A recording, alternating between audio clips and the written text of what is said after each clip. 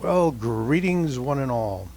Clearing my throat, this is This Old Sword with you once again. We have a brand new on the block TwoSun knife. It is a front flipper designed by Jelly Jerry, very prolific designer across a number of knife brands, particularly for TwoSun, but he's really branched out into Kubi and others. And I admire his designs. He is very innovative, and this is something not to be left out of that innovation by any means. It's got two unique features. Well, front flippers aren't that unique anymore, but it's got an interesting blade grind, and it has a very interesting clip position, which I've only seen on Max Ace knives in the past. And you've probably seen them on some others. So here we go. The TS218. And we know this because TwoSun is now labeling the blades. So we may not have a name, although it could have a nickname. A lot of times they do not publish the nicknames when TwoSun advertises these and sells them. I'm going to back out just a little bit. Okay, so what do you notice right away? Well, it's kind of a long, modified Wharnecliff with a double grind, two planes on the blade, a forward straight line and a backward straight line that meet right there. But also, rather than blend these on the blade, and it's a high flat grind, you have a line of demarcation there which you can feel with your nail. So this is a lower grind, meaning that it's a lower level. This is up a little bit because the ridge that I feel is right there. Interesting. We've got a fuller that runs about 2/3 the length of the blade. And we've got the same arrangement on the other side. It is a very fine edge, very flat grind, thin behind the edge, probably very slicey. We'll try some paper later if I can remember. And the handle is all a canvas micarta. Very rough brown.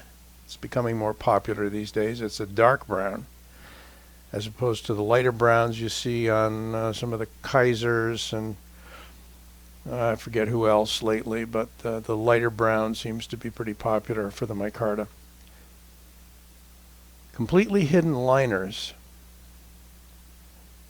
so you don't see anything on the top, you don't see anything on the bottom, and there's the liner there. And this knife is drop shut right out of the box. Lots of screws here,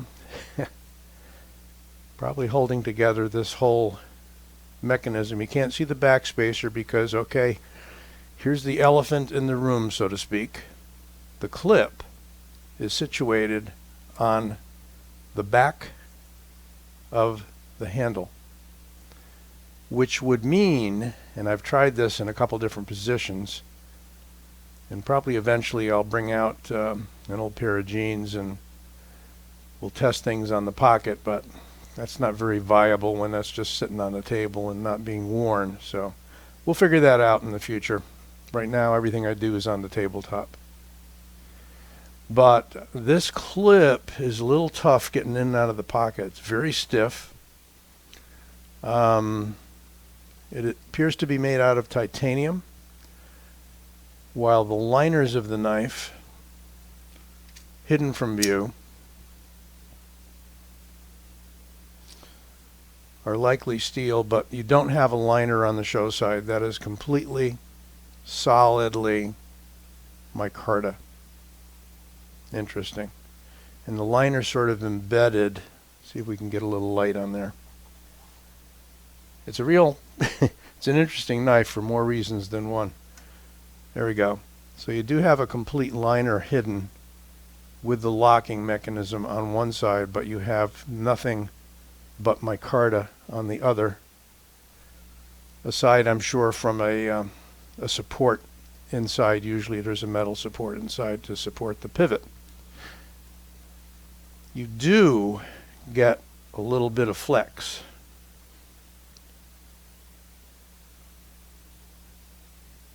All right, and you may or may not like that. I haven't found that it compromises the lock in any way, although I don't see this as a heavy use knife. It is a lightweight guy. So let's embark upon some measurements. And I'm going to need to back out just a little bit more. So we've got an overall length. It's not short of, we're going to call it 8 3/4. And we got a blade which is not short of 3 3/4, roughly speaking. We have a handle width in inches of 0.51, and we have a blade stock. It's not going to be too thick. Well, or is it? Thicker than I thought. 3.8. And that's carried all the way out pretty well to the tip. See if we can grab a weight. Close her up. And as you can see, look at that, under 3 ounces. So you got almost a 9-inch overall, coming in at 2.96 ounces. Now that's unusual. That is light. That's crazy light, and it does feel feather light in the hand. How is the action? Well, I'm not the best front flipper, but there we go. Let's try that again. There we go. I find, for me, that I don't come all the way around with my thumb because I can't finish that stroke.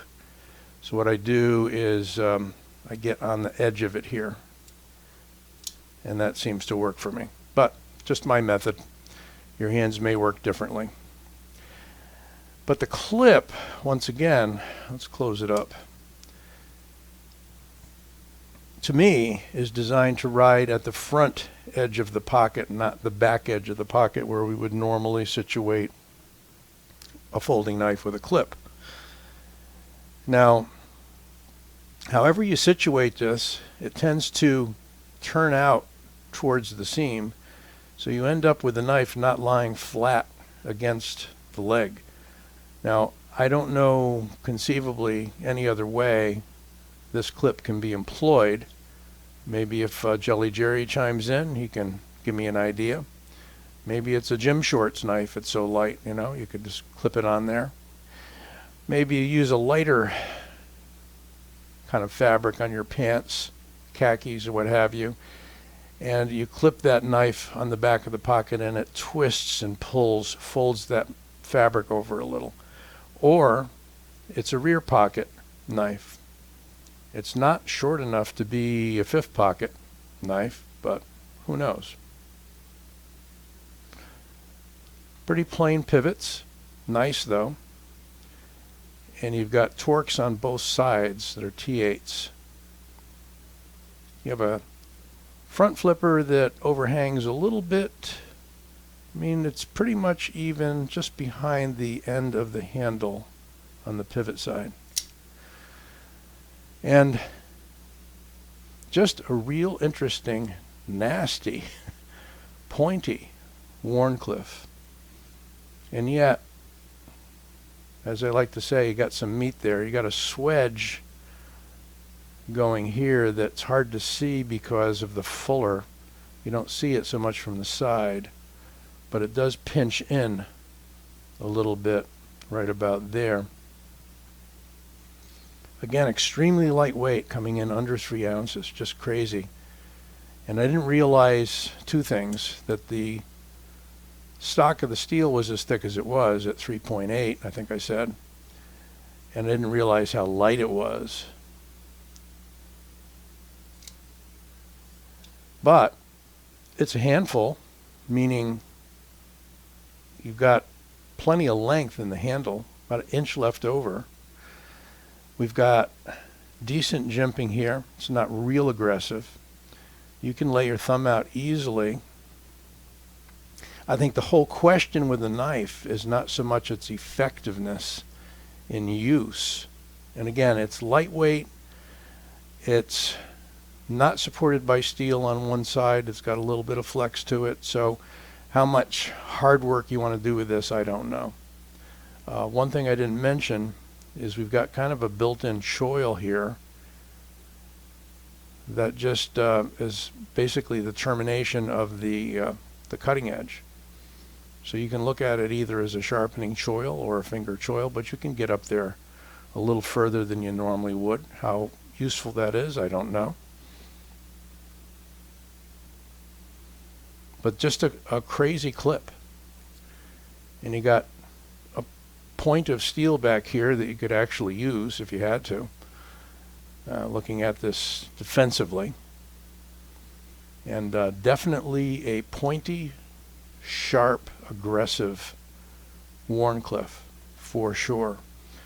You're going to have a little bit of a challenge sharpening it. But speaking of sharpening, how sharp is it?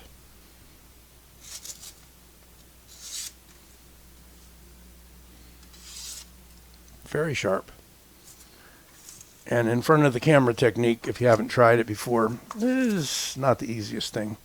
I've botched a lot of cutting tests, making knives look dull when they really aren't. Well, let's look at it next to a sort of similar Wharncliffe. This is the TS218 designed by Mazwan Mokhtar. It's called the Barracuda. More premium materials here. Oh, what did I say this was? 14C28N, and you probably saw that when I showed you that side. So sorry if I didn't mention the steel.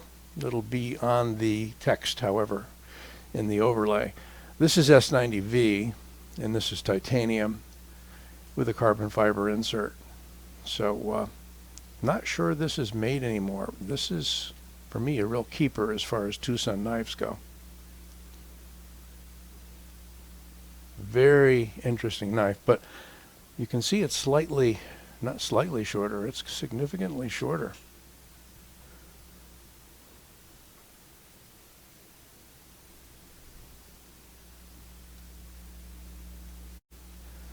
Now here's a recently reviewed new TwoSun. Here's one by Night Morning. This is the TS334, and I like that they're putting the numbers on the blade. That's a shorty for sure. Wide though, spear pointish. I'm beginning to really like this knife. I carry it with me a lot. And if we get the 139 out of the way, I mean, this one's neat. It almost looks like an integral, but it isn't.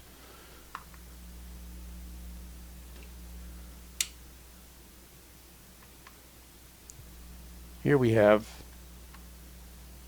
the Griptilian.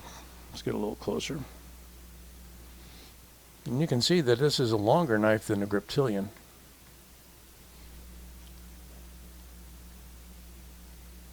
Good amount longer. About an inch, over an inch, maybe an inch and a quarter longer. And I'll bet you, yep, it's right in there with the Rat 1 as far as length. Look at that. You wouldn't know it, but much, much lighter than any of those. So this is the TS218 by Jelly Jerry by TwoSun Knives.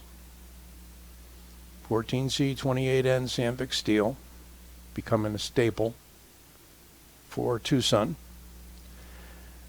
And again, my only question is how to comfortably carry this guy. Certainly we have an ambidextrous clip by putting it on the top. It's been done before by Max Ace. The Heron I had was a more upscale production knife coming in around 300 or so. That was on loan for review, and that went back. So that had the same issue in that I tried carrying it and just couldn't figure it out. So maybe it's me, and maybe there is a cool, efficient way to carry this knife with that clip being on the back side. But I'll leave it up to you guys. You decide.